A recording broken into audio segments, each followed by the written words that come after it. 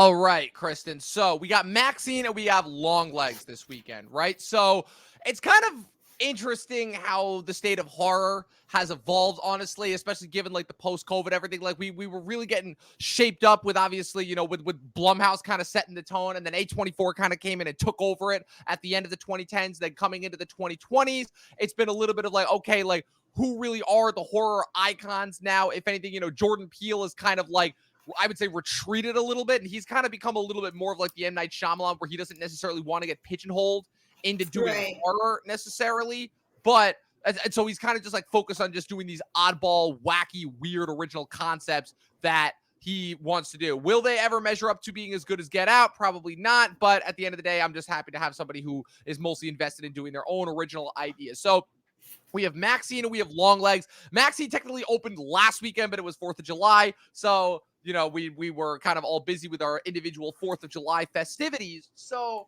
I guess just what's interesting about Maxxxine is that Maxxxine is, in order to kind of start this off, Maxxxine is a little bit of a weird one in the sense of this is not technically a horror original. It is technically a continuation of two movies that were also previously released by Ti West back in 2022. You had X, which was released in March. It was kind of a surprise smash hit. And then you had Pearl, which was a follow-up prequel that was released only 6 months later in September. Before we actually get into Maxxxine, talk to me about your thoughts of like when you first saw Maxxxine and Pearl in theaters and what your thoughts were on them. Well, remember seeing X like back when it was released, like in 2022, and I thought this is like the old school 70s horror films that I knew of. Like it gave me pure Texas Chainsaw Massacre vibes, and I think that's what was missing from modern horror. So we got to experience that, and with great performances all around, and for it to stand like as one of the most unique projects from 2022. And then immediately right after seeing that, I was like, I'm in love. And if there's room to tell the story, and immediately, Pearl was announced and that it was already shot, it was already filmed, and script was written with Mia Goth, with Ti West. And then September 2022 came out, and I was like, okay, not as good as X, but I still loved it. But then rewatching actually again, I was like, X is still superior, I think, to Pearl, because Pearl only like stands out because of of Mia Goth. So I remember loving it when I saw it in theaters, and now the build up to Maxxxine, it was pretty exciting because of how great X and Pearl were. And I went with a group of people, and we were all excited to see how this was going to conclude. And I think a majority of us were entertained, but ultimately let down. Yeah, it's kind of interesting. So kind of where my story with it goes is that X, when I saw it, right, it was kind of weird because it was coming out of 2021, going into 2022, and 2021 was so weird and interesting because you had the HBO Max lineup, right? And in a way, that kind of ended up becoming the event slate of the whole year in the sense of, okay, at the very least, regardless of what else came out, what went to theaters and whatnot, you knew that you were getting a slate of movies, at least one each month that you at least had to look forward to. And a decent amount of them were premium titles, Yeah. And the unfortunate thing is that outside of that slate, the rest of the movies were kind of disappointing and kind of letdowns. Netflix had their slate. Obviously, A24 had their slate and everything set up. But a majority of those movies were kind of letdowns. And so what I think is kind of fascinating is, so going into 2022, you have X. X is really, if you want to make the argument, it's kind of the first big movie event of the summer, really. And I remember being like just really excited and being like, whoa, like, what is this movie? Where did this come from? And why have we been missing these kinds of movies throughout? Right. I really thought I'm like, okay, A24 is back.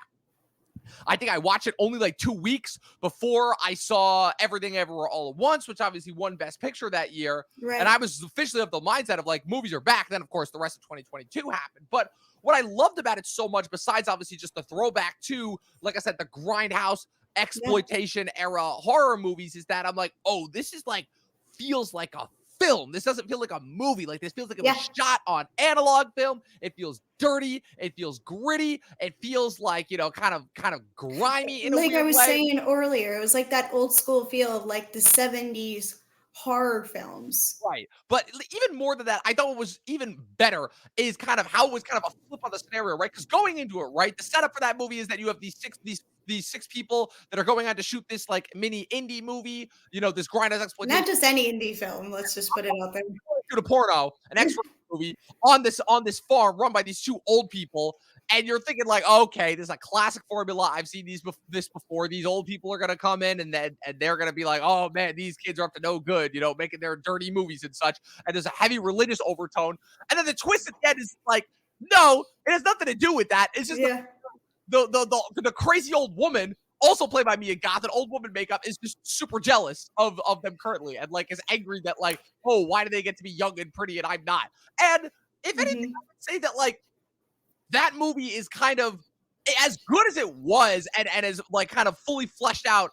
There is a feeling of like incompleteness that in a way Pearl actually kind of complements, in the sense of Pearl, despite being much more so a horror show, a showcase of Mia Goth's talent rather than being a straight up movie. I still think Pearl's very compelling in the sense of Yeah. providing this interesting backstory for this antagonist that we really didn't see coming. And then obviously, Ty, you know, with the success of those two movies, Ty West announced that he's planning on doing a third movie that they're going to start filming. Obviously, I believe it was supposed to come out in 2023 before the strikes pushed it to this year. And he said that this was going to be a continuation of X, following Mia Goth's character Maxxine, who's the only survivor in that movie. What's it called? And he's like, and you hear the announcements obviously going into this one. It's going to be a lot bigger. It's going to be a lot more Hollywoodized. You got like a massive supporting cast. You got Elizabeth Debicki, Bobby Cannavale, Michelle Monaghan, Kevin Bacon, Giancarlo Esposito, Halsey, Lily Collins, all these people that are in this movie. And so I went into it, right? I'm not gonna say I was like super excited, because also I watched Pearl late. I actually didn't watch Pearl when it came out in theaters. I watched Pearl. Oh, really? Yeah, I saw Pearl the night before Maxxine came out, and I watched it. And I was ready. I'm like, okay, Ty West has shown that he knows what he's doing when it comes to like paying homage to the masters, right? And I was really, really excited. I'm like, yes, this is gonna be it. This is gonna be it. And I came out and I'm like, that was aesthetically pleasing, definitely. It was really interesting. I don't know if I loved it as much as the first two. And in fact, the more I think about it, I'm like, it might be the weakest. Does that make it a bad movie? No. And especially given that I have to give Ty West enormous props for being able to pull off, first of all, the fact that this is A24's, technically this is A24's first series, which is kind of insane. And interesting how no one's talking about that. But also the fact that Ty West has pulled off a largely original trilogy that's not tied to any pre-existing IP, already existing IP. Right. So I really thought that was cool and fascinating to begin with. But Kristen, so you and I talked about kind of our initial thoughts after this. So we're like, we liked it, but why don't we love this? And so I guess kind of fill the audience in on what your thoughts on that are. Okay, so let's get the cat out of the bag, I think, because Mia Goth is just so talented. Oh, yeah. She's excellent in this. Yeah. And what ultimately felt disappointed is a lot of the storytelling elements. Like, I think when walking in, the tape that was filmed on the property from what we saw in X was going to make a prominent role in what we see in the trailers, and it doesn't. Yeah, yes, it's focused on the serial killer, but there was intentions of the tape being like the huge thing that was going to possibly destroy her career and what she's building up towards in Hollywood. So there was that, but everything else I want to say just also is great is just the cinematography, costume design is on point. I mean, A24 is already selling the Maxxine jacket. I mean, that jacket that she wears is incredible. It helps her stand out with her character. All the supporting cast is really great. But if you're going in, I will say to watch for Halsey and Lily Collins, you're not going to get that because it's pretty much straightforward cameos. But I do love Giancarlo Esposito. I think what he has given to work on this film is phenomenal. It shows he's also a great villain from what we see from all of his TV credits and even video game credits where you want to, see him in that. Like, he's just so talented, even here with his ties with Maxxine, like how he's going to protect her. And also, I don't know if you mentioned, Kevin Bacon is also in this film, and he's also just pure 80s. Pure camp. Pleasing. It's pure camp. He's got this cheesy ball factor to him, and he is more enticing as like a villain than who the serial killer actually is in the film. You know, do you get what I'm saying? Yeah, you know, definitely. I loved what the material he was given, and I love the scene, especially at the Psycho House where they filmed it. I think that's so incredible that they were able to film on like the Paramount lot, which was like incredible to see. And then they just did, you know, kind of like a Norman Bates kind of like chase in a way. It was really well done. Like a lot of sequences were aesthetically pleasing, and the editing was really great here. It's just ultimately for me, from seeing how everything was executed, it felt very predictable, and nothing had like stood out from what we seen with X or with Pearl. You know, Pearl was just like kind of like, okay, well, she could do this, or in X they could do this, but you didn't know why. You know, the old woman and the guy were going to kill each other, like kill everybody. But Maxxxine, it's just so pretty much forward, straight serial killer film, and you kind of follow beat for beat what's going to happen, even though it's very entertaining. Yeah, so my thought process here is that there were kind of two directions that this movie could have gone. Kind of similar to Hitman in a weird way when I talked about that a month ago, which is where you have the direction where you could go that actually makes this a lot more interesting than the sum of its parts. And then there's direction they chose to go for the movie itself. And I'm not saying that the direction they chose for the movie is bad. No. But it definitely leaves a lot to be desired on the table. For instance, I think that with this one more than the first two, I would say, I feel that Ti West let kind of the genre and sensibilities kind of overtake the storytelling, because there is an interesting version here. First of all, I did want to say that I love how, in addition to kind of making each of these three movies a distinct homage to genre, you know, the first X to 70s exploitation, Pearl to like 1950s melodramas with a sickening twist on that. Now this one too, you know, 80s. The Technicolor. Yeah, exactly. Pearl, I love it. Yeah, versus this one, you know, much more 80s, much more giallo, much more Argento. You know, also a lot of influences to Brian De Palma here. There's some sequences that feel ripped right out of Carrie. So I thought that part was really, really well done. My problem is that, so these movies are all centered around kind of specifically the effects that fame can have on women, right? That's what's so interesting, both about seeing Maxxxine and Pearl and kind of their respective struggles. And now you see kind of in this one, Maxxxine kind of succeeded at getting the light that she always wanted. But obviously the overhanging threat of, okay, her past is going to catch up to her, both with everything that happened on the farm and X, and also potentially some things that happened before that. And so the seeds are laid pretty obviously, which is where, okay, all the girls that are dying in this movie are all going to this one party at this one house in the hill. It's so funny how they're all connected to like, oh, we're going to a producer's house. I'm like, and it's like you see how they're all going to the same house. Right. It's like, girl, you're really going to go after that exactly. same producer with all the clues leading up to it. Exactly. So that's the first problem right there. Is it's like, okay, she never puts together that they're all going to the same house. So I'm like, okay, listen, at the beginning of the movie, I understand she's focused on her own life. She doesn't really care about any of these girls. She's like, the thing that I like that they continue from the Maxxxine character that's established in X is that she is only focused on her own career and her own goals going for it. Very self-centered. Everybody is fodder to her. Everybody is just a stepping stone in order to get to the next stage. You know, she does not care who she literally stamps on a dude's balls when he's about to rob her at knife point in an alley. Like she is not fucking around when it comes to getting. I think that was like wasn't it like a Buster Keaton lookalike or something? I think so. Yeah, something like that. She said something like Buster, and it was like, I was like, okay, isn't that supposed to represent somebody that we know in Hollywood? Yes, very much so. Very much so. But the biggest thing for me was that I feel like the movie's biggest flaw is that as good as it did with setting up and continuing Maxxxine from her character in X, I don't think it did a good enough job with the moral ambiguity, because there's a certain point where I think the movie is trying to make you think that she might be responsible for these murders, which I'm like, okay, if that was the case, that would have been 1,000 times more interesting, because it would have been daring for the story itself. I mean, building up to why she's doing it. I mean, maybe to get her competition out of the way. Exactly. And that would have been more enticing to see, because that's how kind of like Pearl was. I mean, she took out her sister-in-law, remember? Exactly. And that's like seeing how they both are connected, especially seeing like how the ending of X is, where like Mia Goth is about to kill the old woman, and Also or played by Mia essentially Goth. also Mia Goth, Yeah. it's just saying, the quote, the iconic quote that she says, "I will not accept like," all that, all that spiel. You're gonna see like, okay, these two really are connected. They're both sick in the head, but no, it's just like not that at all.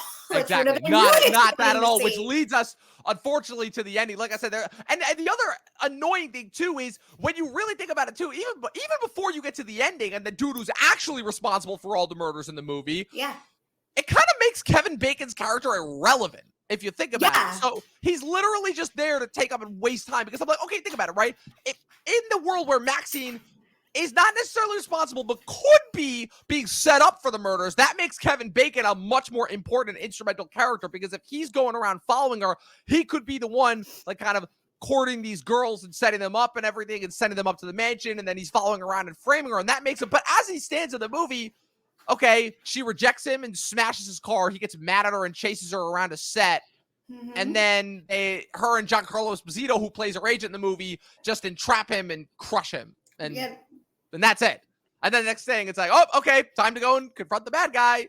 Yeah, given what Kevin, like I was saying before, given the material he was given, it works, but for the consequences of like what you're just saying, it doesn't make sense of why he was at it. It was like he could have been a character who could have been good, but I don't think it would have been as exciting, Yes. And I kind of think maybe now as we're talking, that's probably why he was added, to add more and star power. And also the obvious 80s element too, where Kevin Bacon obviously came up as a teen star throughout the 80s and Friday the 13th and Footloose. So yeah, exactly. So it's a glaring example of things happening because they need to happen rather than the events of the movie prompting what happens next, Like, to me, there's nothing that's forcing Maxxxine to go up to that house at the end. There really, really isn't, if you think about it.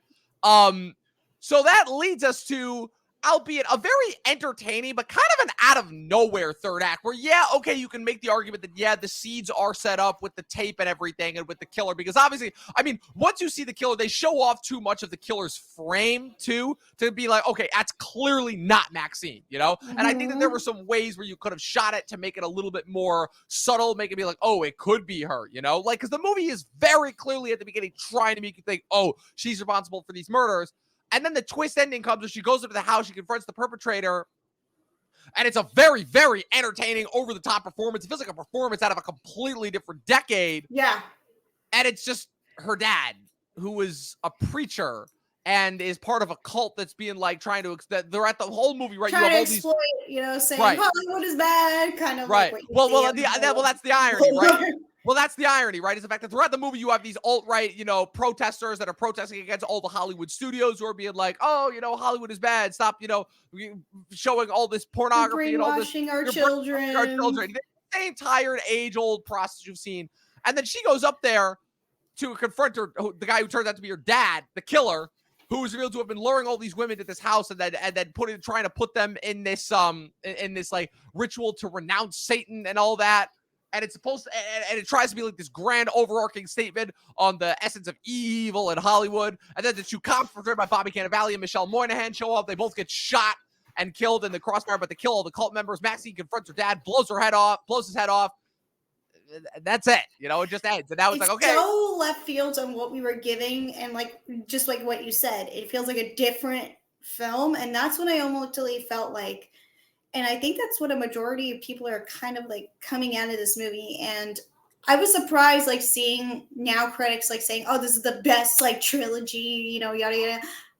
I think with the consequences of like the actions of like what Maxxxine has in this film, like consequences, I mean, just like what Ti West put together for this, it doesn't make it an ultimate great trilogy personally. No. It's more of a letdown, and you can kind of say that to me. I was like thinking about that, was like, okay, what's like a trilogy where it has a disappointing ending? And I think that's like what I think too is like the Scream franchise films, because the first two, great. And then when you find out with the third film and the stuff going on with that, Scream 3 is the weakest one, as much as you want to say that's a great trilogy as well. I know, as a huge Scream fan, we talked about the Scream movies on your show before. Yes, we did. And, that's not the most perfect trilogy. They're fun, just like Maxxxine, the Maxxxine X trilogy, whatever you want to call it. They're all entertaining and fun, but with the bad, not I don't want to say bad, but a disappointing ending. Yeah, I tend to agree. And we haven't even gotten a chance to talk about Elizabeth Debicki's character, but that's another one where it's like, okay, so Elizabeth Debicki is kind of positioned as like her mentor figure. You know, she's like the one who recognizes her talent and is like, okay, I like this actress. I'm gonna work with her and I'm gonna turn her into the star that she always wants to be. But we're also gonna like make this feminist statement as far as like, okay, being like, you know, two powerful women making a difference in the industry that mostly is trying to crush us down and crush down creativity. And other than being like this pretty imposing and pretty strict female director, I mean, it's a good performance, but like she doesn't really have that much to do. And that's kind of ultimately what is the problem of this movie, is that a lot of people in this movie are ultimately left with spots that aren't without much to do. And they're left with like interesting, positive characters. Like I love how Bobby Cannavale's whole thing is like, yeah, he came out here because he wanted to be a cop in movies and TV shows. And instead he ended up becoming a real cop. So I thought that part was great. And the whole, like there's a lot of like potential, like Giancarlo Esposito's agent character and everything going on with him. And it just feels like a lot of wasted potential, I feel like. And especially what I was saying with Halsey and Lily Collins, it's like Lily Collins' character could have had given more material, because I loved the scenes when she was under the wing of Maxxxine when she visited the set as she was reshooting the Puritan scenes. That's the movie Maxxxine is working on, you know, and they were like, she calls her the wrong name. It was like, we could have had more of this. Like, this would have been so entertaining. And then when you find out later on, I was like, you know, Elizabeth Debicki says, oh, she was just, Lily Collins is not like star material. You are like star material. Right. Like, do you imagine a fight between Lily Collins and Maxxxine? Yeah, exactly. Like, that would have been so entertaining to see. And instead we get one shot of Lily Collins doing a silent scream in her trailer, and then, and then she's her dead. head's on the ground. She's Honestly, dead in the next scene. It's like, okay, like, what are we doing here? Yeah, so ultimately, after a pretty great build-up 2 years ago with X and Pearl, I gotta say, kind of a disappointing letdown. I wasn't a super big fan of this. Still an incredible performance from Mia Goth, to say the least. But yeah, overall, I gotta say, X is another one that, like, I was originally giving this 4 stars. This is like a 3.5 for me at best, and it's really saved by the performances and the tone and the mood. But overall, yeah, like I said, it's kind of a letdown, unfortunately. Yeah, and I hate to say it, A24 is having a really rough year. I think we've discussed this. Yes, we have. And, you know, this is like one of the letdowns, you know. I mean, I'm trying to think which one I would prefer more to watch over again. Is that Civil War or Maxxxine? I think entertainment-wise, I would want to say Maxxxine, but I think the better film overall is Civil War. I mean, if I'm going to go really out of left field, I would say for me personally, the best A24 movie this year has been I Saw the TV Glow, and that's not saying much. Like I still haven't watched it yet. It just came out, I think, and I still haven't watched it yet. I still haven't watched Problemista yet either. Problemista was fun. Problemista was a lot of fun. The thing about that I'm noticing about A24 going forward into the 2020s is I'm having a lot more fun with their more experimental movies than with their quote unquote more mainstream movies. Because their mainstream movies, I'm sorry, they have not been working for me. Love Lies Bleeding, I thought was just okay. Civil War, I am straight up saying, no, this is a bad movie. It's not even a mid movie. It is a bad movie. And now with Maxxxine, I'm like, it's a letdown, you know? And I mean, what else do we have to look forward to this year? I mean, I haven't 24, we got Sing Sing, we got Janet Planet, which both are out, but not to a wide audience yet. I still want to watch Tuesday because that looks interesting enough. The Heretic movie with Hugh Grant looks pretty good. That's like, I think, the next mainstream, what they're trying to push next. And I think it's probably going to be hopefully very promising. That one. And then I will say the comedy Y2K that Kyle Mooney is directing and starring in with that cast does actually sound very entertaining. And I'm hoping that one's good. I'm hoping that one could be like the bodies of this year. Fingers crossed. But what's your final thoughts to star rating on Maxxxine before we move on to Longlegs? I think Maxxxine, I'm going to give it to you the same score as like a 3.5. I'm giving this like maybe like a B-, like given how much I was entertained, but it just like that third acting, just, you know, everything that consequences basically with the storytelling of like what it builds up to, it just builds up to nothing really. So, and just it being predictable, it's just like kind of a letdown for someone who really loved, like myself, who really loved the 2 previous films. So yeah. Try again, Ti West. But Try again. I'll be interested to see what he does next, to say the least. Like I said, he impressed me, to say the least. It's not like, he's been making movies for a while, so yeah. he finally caught the attention of mainstream. So. Yes, he did. Finally, took him long enough. All right, so now we're moving on to Longlegs. Like I said, the opposing studio. So where he is, I feel like A24 has kind of been floundering this year specifically, and also kind of post 2020 in the strike. Neon, man. They have been killing it. What is it? Palme d'Or winner at Cannes 4 years in a row or something like that with Titan, Anatomy of a Fall, Triangle of Sadness, which I don't think is deserved at all. And now this year, yeah, not at all. And then this year, with potentially with I can't remember with Anora, Sean Baker's new movie. Ready for that. Yeah, I'm very, very excited for that one. And so we have this one come. So now we have the release of this one. This is the next movie from Osgood Perkins, who ironically got his start with A24. It's a lesser known movie that came out at the beginning of Daughter. Exactly, The Black Coat's Daughter. Not a great film either, I must say. Don't really check that out. But still, whatever works ultimately. So he got to start with that. And then for me, he caught my attention with a movie that came out actually in 2020 that unfortunately had the unfortunate, it was just unfortunately came out in February of 2020, so it didn't really have a chance before it kind of got overlooked. Which is his take on Gretel and Hansel with Sophia Lillis, and I really, really just loved his approach to that movie. I really, really did. I thought seen that one yet.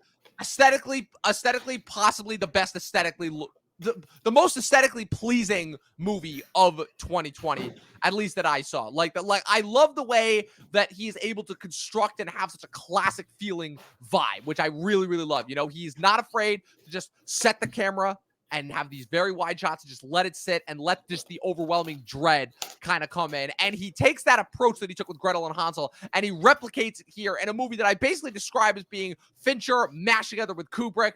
Oh, man. So you have this movie, Longlegs. And also, one other thing that I forgot to mention about him, he is also technically a Nepo baby, as his father is none other than psycho actor Anthony Perkins, who obviously originated. This also goes back to what we were just talking about with Maxxxine, with the psycho house. With the psycho house. Yep, Nepo baby. So there's a little bit more connection here. So Longlegs is a movie that stars Maika Monroe as FBI agent Lee Harker, who displays inexplicable intuition during a case which causes her boss to place her onto a decade-spanning case of a series of brutal murder-suicides that have involved families throughout the state of Oregon. And each incident had the father murder the wife and child before taking his own life. And at the end of each crime scene is a letter with this cryptic satanic coding, which is signed Longlegs. Longlegs, the killer himself, being portrayed by Nicolas Cage in, once again, another scene-stealing performance. Like, I don't know about you, but talk about a guy that has just reclaimed his spot with really a true late career turnaround, being Nicolas Cage. Again, some incredible performances, from what's called Lovecraft County in 2020. You have the triple impact of Willy's Wonderland, Pig, and Prisoners of the Ghostland in 2021. You've got Unbearable Weight of Massive Talent in 2022. It technically even got started with Mandy, I would say, in 2018. I don't think he had anything last year, but man, Cage has been on a roll. Renfield was last year. So. Renfield, that's the one I was forgetting about. Renfield, which not a good movie, but he's the best part about it. Movie. Yeah, I thought that movie was kind of just okay, but he was fantastic in it. I mean, your thoughts on Cage's late career turnaround first and foremost, because I've been loving it so far. You also can't forget about Gene Dream Scenario as well, which is really great as well, and earned him a Golden Globe nomination. I think this is probably one that's going to defy his career in the 2020s, because this is something you want to see from Nicolas Cage, given how big his personality is and big he is. He is like one of those committed actors, and he can get audiences really excited because he always takes on different roles, much like our favorite actors we see today, like Ryan Gosling. This is one that you want to pay money to see Nicolas Cage ultimately transform, because this man is not Nicolas Cage. He is the unmost recognizable actor you will see right now. And You Got Me a Goth was unrecognizable in X. I mean, Nicolas Cage looks like an absolute ghost in this film. He becomes the Joker. He becomes the Joker, and it's horrifying. I'm going to put this out here right now. Best horror film Nick Cage has ever done. I agree. But I that, think granted, that's not a very high bar considering that, no, like, what are the other horror no, movies that he's been in? I mean, is Mandy, Wicker Man. I don't know if Mandy qualifies as a horror movie. I feel like that's Yeah, more of like a revenge exploitation movie. And then what? yeah, Wicker I would Man? consider Like, that come on. Wicker Man. It's like this is like defining him as an actor. I think if I was an Oscar person writing a ballot out, nominate this guy. Yeah. He is terrifying and good, and just like the scene alone, the interrogation scene, this is just like perfect monologue here from what we see from Nicolas Cage, where he just gives it his absolute all and entertaining as hell. Yeah. You know, Cage is great in this movie, to say the least. But I mean, it's like, okay, Cage is playing a satanic devil worshipping serial killer. It's like, okay, it's everything that you want from him as a performer. exactly. Because and the thing that I love so much about this kind of new wave of Nicolas Cage movies that we're getting is not only is he getting directors that challenge him as an actor. Obviously, we know everything that happened with him in the 2010s. The fact that he was just doing all those straight to DVD movies in order to pay off the massive amount of debt that he had. But Right.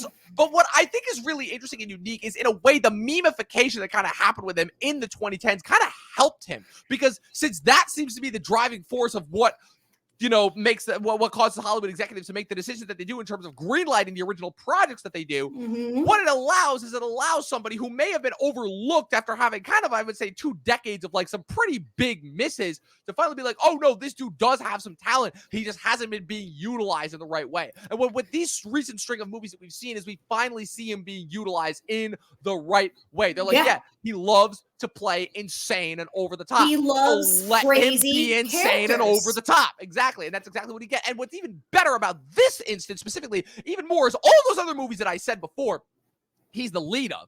This movie, he's not the lead of. No, and I think it's the best possible thing, because not only do we get arguably one of the best Nicolas Cage performances we've ever gotten, but we get him sporadically throughout the movie. We're not spending every frame and every minute, and honestly, it helps the movie, because it builds up to those moments where we're gonna get to. Forget the build up, the opening scene alone. Holy shit! Like when that scene is so daring, and I never felt chills in a film before like that in the first 5 minutes.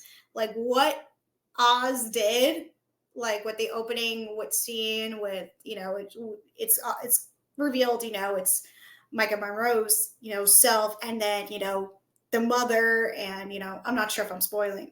Not yet. Not yet. Yeah. You know, it's Nicolas Cage, you know, and it's just that quick shot of him and just the voice of him alone and what he's saying. I never felt so many chills before, and just it's the jump cut. Scare. It's that jump cut. It felt the utilization earned. of the jump cut. So rather than having him, like, you know, walk out and be surprising, instead it's like it immediately cuts to him, and you're like, oh, like I'm getting chills just thinking about it. Honestly, earned. Like, things felt earned for this film, especially all the scares, and that's what I'm giving a lot of credit for this movie. Each scare felt earned. Yes. Not only each scare, but like the way that it's framed and the way that it's set up is, rather than having everything feel like close quarters and tight and intimate and the camera's moving around nonstop, instead it feels very classical and old-fashioned. The camera is set at wide angles. It lets you take in the scenario. It lets you see things from a distance and lets the dread grow. That tracking shot in the beginning of when you see Maika Monroe go outside of her house, and then she turns around and she sees Cage in the house, that epic shot in the trailer, and then she goes back inside. Oh my God, it's so good. And the movie just keeps building and building. As far as the Fincher comparisons go, I mean, this is almost directly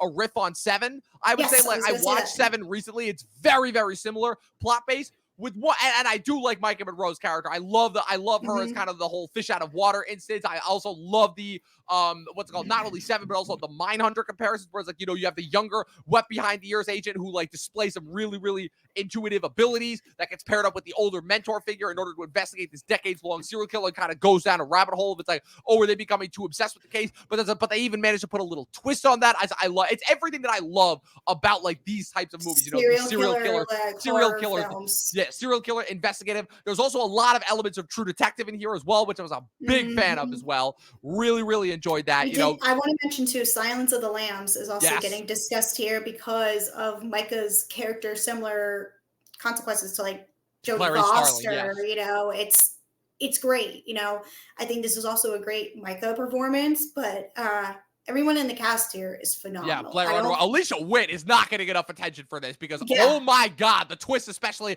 around her character too. Yeah, and even the performance, I didn't look it up yet. The person who's portraying that nun, Oh my gosh. Yeah, that's her. That's the mom. That's her? That's the mom. Yes, that's the mom. I did not even recognize her. Yeah. But again, I mean, Alicia Witt is like, she's not young anymore. For anybody who doesn't know, Alicia Witt actually, fun fact, actually appeared in David Lynch's 1984 Dune as a 9-year-old. She played Paul's younger sister, Aaliyah, who, for everybody who saw Dune 2, was portrayed by Anya Taylor-Joy, but only in a dream flashback. And also, her famously appeared in a very, not necessarily as iconic as some of the other episodes, but a very important episode, I'll say, of The Sopranos season 2, in which Christopher tries to reach out, and make his impact in the Hollywood industry, and actually meets Jon Favreau playing himself in the show. And Alicia Witt kind of portrays like the go-between between the two of them, who kind of introduces them, and they end up hooking up, and she ends up stealing a screenplay idea of his. But she's a very talented and underrated actress. And that's another thing too, is I like Oz Perkins utilizing actors and actresses who have not necessarily gotten their just desserts and their due desserts. Now, there's one piece of this movie. This movie is what I call an almost perfect movie in terms of the dread, the atmosphere, the setup, all brilliant stuff. The procedural and everything, it's all so well done. The twist of the movie, I have questions. I don't hate it, but I have questions, because I don't, unlike Maxxxine, where it feels like we're getting one thing of a setup and then something completely different comes in and smashes a piece of what we thought was going to happen and kind of ruins it. This one, it's like, I don't know if the setup was well established or not. And if it was too ambiguous for my own taking. Because I go with this all the time, right? Which is where I don't mind when movies are ambiguous, but there's two different types of ambiguity with movies. There's movies that are ambiguous because it actually helps the story, and there's movies that are ambiguous just for the sake of being ambiguous. And those movies I'm not a fan of.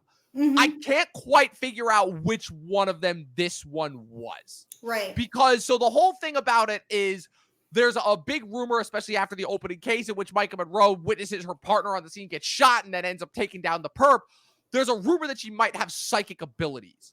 And that might have something to do with the fact that, but they never really specify or focus on it. And so you're kind of led to believe, okay, she's just really, really good at her job. And then you have this tie with her mom, and then you have this whole thing that's connected where it's like, oh, so she was potentially one of the victims of Nicolas Cage's Longlegs character. But the whole thing that the FBI is trying to figure out is, okay, how is he killing all these people if his fingerprints aren't on the scene, and if the fathers are the ones that are committing all of the murders? There has to be a missing piece here. And the fact that, right, Nicolas Cage only ever has them killed on their 14th birthday. Right? So those are like kind of the two rules that are established and set up, right? Also established that Nicolas Cage is obsessed with making these very ornate, lifelike dolls that are kind of mimicking of the kid.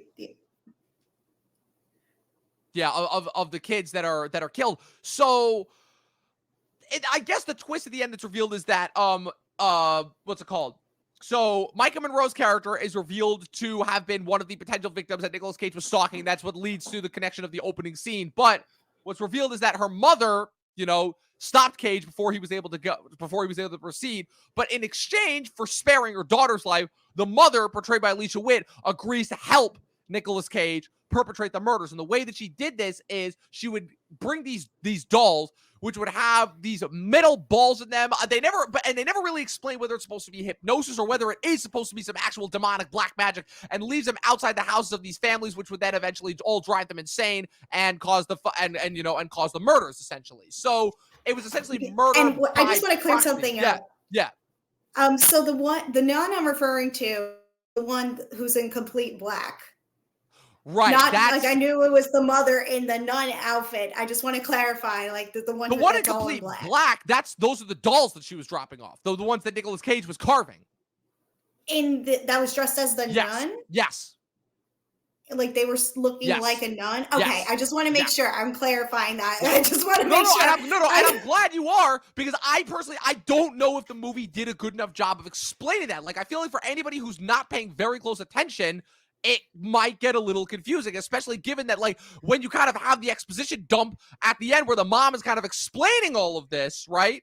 You're kind of like, wait, what? A little bit, like, okay, I'm still interested, especially since, Nicolas Cage offs himself in a very, very graphically violent and explicit scene. But I'm also like, I left a little bit like, huh? Like, what's going on here, Yeah.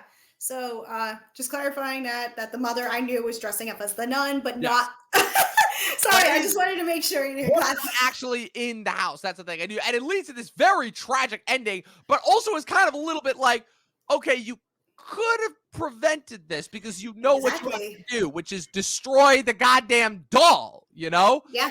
At that point, it might be too late for the father and the mother, but the doll, it's like, just destroy it. And then she doesn't. And then the movie just ends. And I'm like, huh?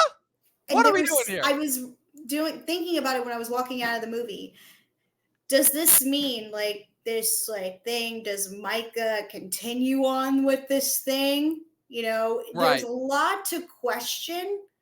You know, I think the first 2 acts are really, really solid. But then that third act doesn't like, all right, you know, what are we doing here? You know, like the scares kind of becomes and a little rushed. It needed a little bit more works. time. Yeah, it needed a little bit more time in order to really flesh itself out, in order to really set up and explain it. There needed to be more connected to each other. The brilliant twist in terms of, when they keep referring to the man downstairs, and you assume they're referring to Satan because of all the Bible worship. Yes. But instead it's revealed that, no, they were literally referring to Nicolas Cage was living in the basement of her mother's house. You know, that little basement, that basement workshop was crazy. That twist and that setup was phenomenal. I thought that was brilliant. Pulled right out of sides of the left. But unfortunately, kind of what it does is it takes what is otherwise a fantastic, phenomenal, horrifying horror procedural and kind of turns it into a little bit of this kind of is becoming a little homage-y for homage's sake. And the plot doesn't really work as well as I thought it would and as well as it frankly should.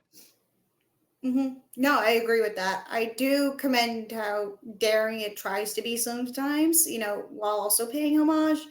But yeah, I want to put this out there. This is definitely one of the most scariest films I've seen since Hereditary, even though I think Hereditary is like a perfect horror film. But this one, so close. Yeah, so close to being a perfect horror film. Very, very close. And I think I actually preferred this a little bit more, especially since I like the characters in this one more. Yes. I thought they were a little bit more straightforward. I thought they weren't as hokey for the sake of being hokey. There was purpose within each one of these characters. There's one scene in particular where they just let Cage be Cage. There has to be like one of those in everyone. You know what scene I'm talking about? The scene where he's in the car and he just starts screaming to the rock music, and I'm just laughing my ass off. I'm like that shit. I'm like, that's perfect. That works perfectly. It's very Nick Cage, and as someone who's like a huge fan of Cage, I'm like, this is like what I pay money for to watch, and this is why I love him to begin with. Yes. So the only other thing that I kind of have a big problem with, not as much as like the nitpicks, but that I have a big problem with is once again they did the exact same thing that they did with Hereditary 6 years ago when it's like, this is gonna be the scariest horror movie of the year. Maika Monroe's heartbeat is up to like your BPM is gonna be above the normal amount that it should for an hour and 40, and I came out and I'm like, no, it wasn't.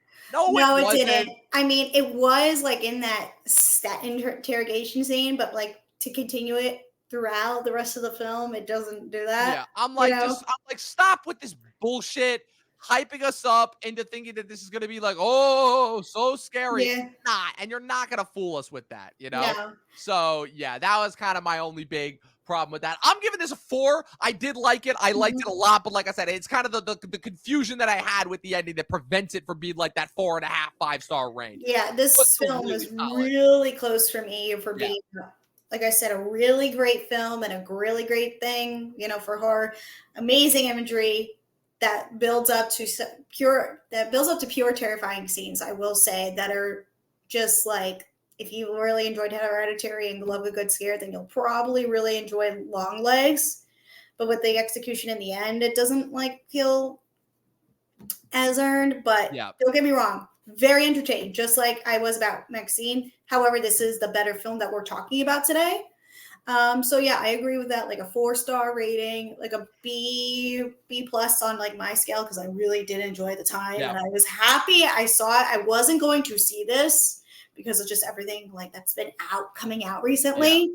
So I was happy I saw it in the end. So and didn't think I was going to have time to see it. So very happy I saw it. Yes, I'm glad you were. I'm glad we were able to have discussion. Before we get out of here, Kristen, so as it is the halfway point of the year, July of 2024, and only about 4 or 5 months away from the world ending as it is, what are your 5 favorite movies so far from possibly the worst year for movies for me since 2020? I didn't think it was going to be possible to get this bad again, but man, coming off those 2 strikes this year has not been pretty. So just run through your 5 favorite movies so far from this year. I don't think this year hasn't been too bad. I just think we're just getting some, rough cuts, I think, of films that, that audiences are like enjoying but not loving. I think Dune is like what most of audiences like really loved. But for me, like I've seen a lot of great stuff from Sundance, and I'm going to say right now, coming in at number 5 for me is Pony Boy. I absolutely loved that film, and I hope it gets a 2024 release. I haven't seen anything yet, but it's a very entertaining film. It's a intersex sex worker, and it's taking place over the course of one day. I'm sure you are. I think we talked about it on here before. We did, yes. So that's definitely one of my favorite films. I also really enjoyed, coming in at my number 4, I'm pulling up my list, was Hitman. I wish I got to talk about it with you. I just talked about it on my podcast. Love Glenn Powell. Love seeing Richard Linklater team up again. And it's probably my favorite Linklater film I've seen in a very, very long time. So then I got to say and acknowledge Furiosa coming in as my number 3. Not as good as Mad Max, what I've been saying. We also talked about it on our podcast with you. So, we did. Furiosa is number 3 for me. Then The Fall Guy, which we talked about it on here. Yes, we did. Loved it. I think that was the great film. Like I gave this like almost a completely perfect score. So I absolutely love that. And then also like many film fans loved Dune. Absolutely loved it. It's a great film from Denis. Sci-fi, just an ultimate director. One of my favorites of like all time. So yeah, it's no surprise. Objectively, the movie event of the year, to say the definitely. least. Yeah. So running through my 5 before, I just want to give a shout out to a couple of movies that I've seen recently that I have not gotten as much of a chance to talk about on this channel. Immaculate, still love it. Drive-Away Dolls, had a lot of fun with that. Abigail, really a big, fun horror surprise. This movie, Longlegs, Kinds of Kindness, Yorgos Lanthimos, just saw that recently. Really had a blast with it. I didn't love it. It's going to be more hit or miss for people depending on, which section of Yorgos. But for me, there was enough in it for me to enjoy, I'll say. And then the biggest surprise for me so far of the year, Quiet Place Day 1. Was not expecting to enjoy that movie as much as I did. But man, leave it to Lupita and the director of Pig. Oh man, really, really good. Really solid. Really enjoyed that. Yeah. All right, now Joseph Quinn, really great, and showing he's a bona fide movie star, I think. Absolutely. In those scenes. Yes. Also, Asphalt City with Ty Sheridan and Sean Penn, greatly overlooked and was in the top 5 until it got pushed out recently. So my number 5, Mars Express, which is this low-key to the ground French-Canadian collaboration animated movie that's kind of a mix between Ghost in the Shell, Blade Runner, and Her. It's absolutely phenomenal. If you guys get a chance to check it out, you should. Number 4 is Furiosa. Once again, like you said, not as good as Fury Road, but like I said, it is the first 2/3 of the last third that was Mad Max Fury Road. So I thought that was great. Number 3, Fall Guy. Once again, it's everything that I love about action, about self-aware comedy, and it's got Ryan Gosling as the perfect movie star. Number 2, this is going to be really shocking. Dune 2. That's right. It's been pushed back. I was convinced it was the number 1 of the year. I didn't think anything else was going to take its spot. It still probably could take that spot, but right now I'm still going off of the freshness of my number 1 that I saw, which actually I got an early screening for. I did not. This movie is not coming out until wide release in September, but I'm just giving a shout out now. The Substance, guys. Holy shit. What a movie. Oh my God. For anybody that saw this at Cannes or who knows what I'm talking about, this is a movie that stars Demi Moore and Margaret Qualley. This is the best body horror movie that I've seen in a very, very long time. This movie is tense. This movie is nuts. This movie is surprising. The statements on like the feminine gaze through the views of the guise of men and masculinity is unlike anything that I've seen recently.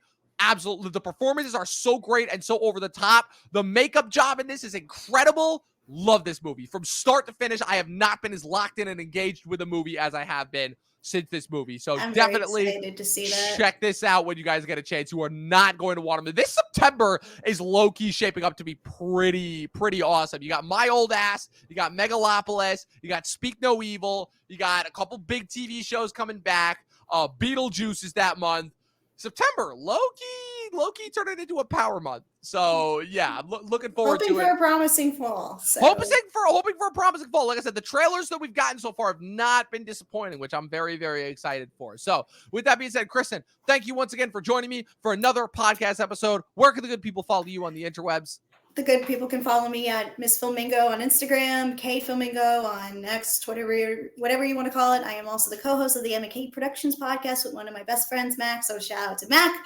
And yeah, follow me on there, TikTok, all the good stuff. It's all there when you go to my Instagram profile. So thanks for having me, Dom. It's always great to come on here. You know that. Of course, absolutely. And before I get out of here, I just wanted to do a quick shout out. R.I.P. Shannon Doherty, who unfortunately passed away today at the age of 53 from breast cancer, which I know she'd been battling for a while. Obviously, iconic roles from 90210 and Charmed, and also Mallrats as well. She will be missed. Heathers as well. Heathers as well, exactly. Yeah, and this one day too after Richard Simmons. Like, what is happening right now? Lots of craziness. Craziness. 2024. And after yesterday. Oh God. Well, listen, this is the real Civil War is happening. Oh God. Alex Garland predicted it. And timing, to say the least. It's gonna be interesting to see how the rest of this year goes. But you guys.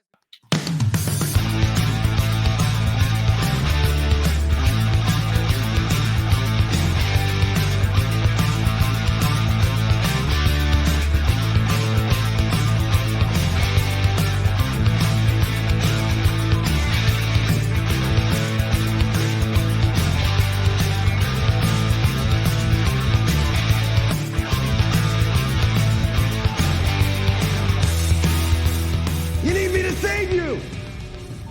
You do. All right, Eli, episode 7, The Insider. Penultimate episodes of The Boys have in the past not proven to be as crazy and nutso as this one was. I believe the last one that we got was in season 2, which was the infamous head popping scene in the courtroom when Newman exploded everybody's heads. The first real demonstration, well, actually, technically the second real demonstration of her power after she blew up Jennifer Esposito's character at the beginning of season 2. And yeah, now we have things are indeed moving forward. You've got, after the big reveal at the end of last week's episode of Joe Kessler, Jeffrey Dean Morgan's character, being nothing more than a figment of Butcher's imagination. We got a lot of stuff going on here. You know, the soups are making their moves. Leaks are being plugged. Characters are making their decisions as far as which side they're going to stay on. Whether characters are out, whether they're in. There's a lot of stuff that was happening. So before we get started, Eli, what are your thoughts as far as how this episode is shaping us up for the finale next week, and also kind of how this is shaping us up for the pending final season that we're getting potentially next year, depending on how soon they get next season started on production-wise? Oh my gosh. Well, I mean, we just know the finale is going to be pretty wild, just based on everything that's been happening. Obviously, everyone is their plans are set in motion, and something big is going to go down. Obviously, the president being sworn in, it looks like Homelander and his gang are looking to finally do away with Singer and kind of install their own people in power. Yep. And there's a lot of different ways that it can go, and I think that we only have little snippets of the actual plan. I think means we're going to get a lot of really cool surprises. Maybe cool isn't the right word, but pretty shocking. Well, we're going to get some surprises, to say the least. We're going to get some surprises, to say the least. Just like we did this episode, as you well know. So the big thing, obviously, that's announced kind of at the beginning of this episode, there's a couple opening scenes, obviously, in order for, like, some more dumb subplots. The octopus payoff might be one of the greatest payoffs in the entire history of The Boys.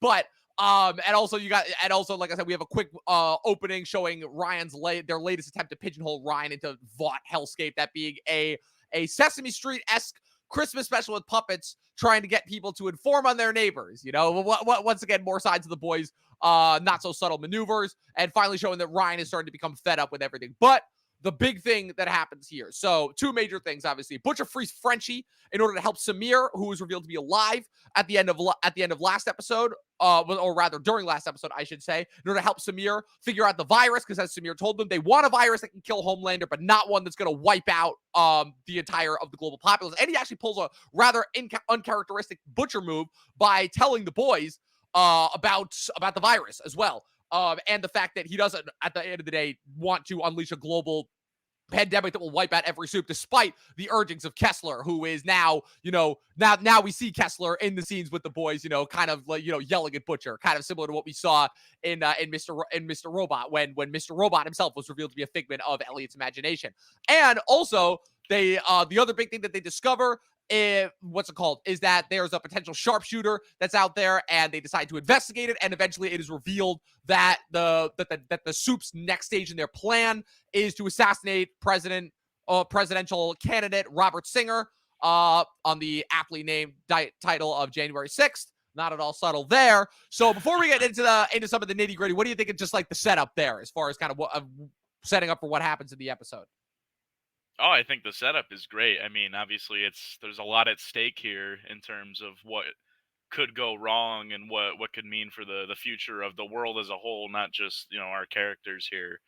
And I think that the way everyone kind of, obviously everyone's got their own different means of, I guess, trying to I'm not trying to struggling for words at the moment, but they've all got their own means of going about it, stopping Homelander and the Soups in their own ways. I think finally, kind of, Frenchie has something to do this season, which I was very excited to see. I feel like, again, just with his character, makes me wonder, like, could he have just been in prison the whole season? Because I feel like, My thoughts, you know, exactly. Like, why didn't we start with him in prison and then like yeah, do some flashbacks and stuff? I feel like all that shit at the beginning of the season with Colin was completely unnecessary.